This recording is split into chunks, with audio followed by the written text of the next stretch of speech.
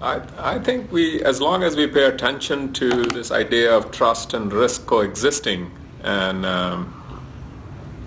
kind of taking a risk orientation to security, I think we'll be fine. Trust is important. We are living in an era where I think people are losing faith in technology or trust in technology, and we have to act now to restore it. Where do you see, when you're thinking about it from a business perspective, the intersection of trust and identity and how that needs to continue to change? Yeah, and this is where kind of the idea around the trustworthy twins comes in. If you have actors on the network, if you think about humans are bad at certain things like remembering passwords or or not controlling their emotions and kind of getting compromised through social engineering attacks.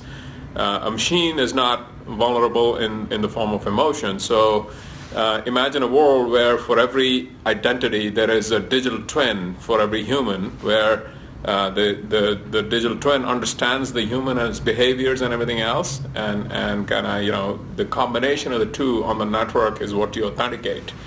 So I think we have early incarnations of that through our risk engine in SecurID, where we based on all different factors about where you're authenticating from, we assess a level of risk. Sure. And then based on that risk, we either step up or step down authentication, giving you a higher level of identity assurance. If you take that idea and kind of extend it out into the future, that's where this idea of trustworthy twins comes in, where you have kind of a machine incarnation of a digital avatar, if you will, of every human participating in the network, and the two together are more trustworthy than either individually.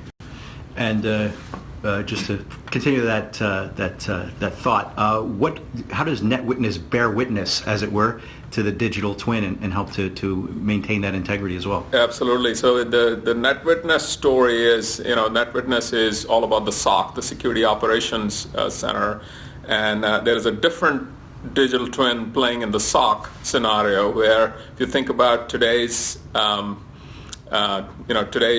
Security Operations Center, you have Tier 1, Tier 2, Tier 3 analysts. I believe that artificial intelligence will replace the Tier 1 and Tier 2 analyst roles, but the higher order thinking and the higher order role about asking questions, I believe humans are much better at figuring out what questions to ask, and machines are great at figuring out answers. Sure. So the SOC of the future will be this digital twin of humans and machines working together, where the humans, a Tier 3 analyst, is asking all the right questions to investigate and play the detective role, and the machine is going fetching answers, and the two will basically, it won't be a totally autonomous SOC, but an augmentation scenario where the human is much more effective, assisted by the machine. The relationship of RSA Archer to this idea of trust is, if you think about trust, the way to measure trust is in the form of reputation. I don't trust you because you're perfect. I trust you because I have a predictable model of how you will behave under different circumstances. And if you think about reputation is, it's sort of like a bank account. Yeah. You make deposits when you do well, and when you make mistakes, you do withdrawals. Through a risk management approach, you can, you have a way to measure reputation or measure your trustworthiness, because the reality is risk is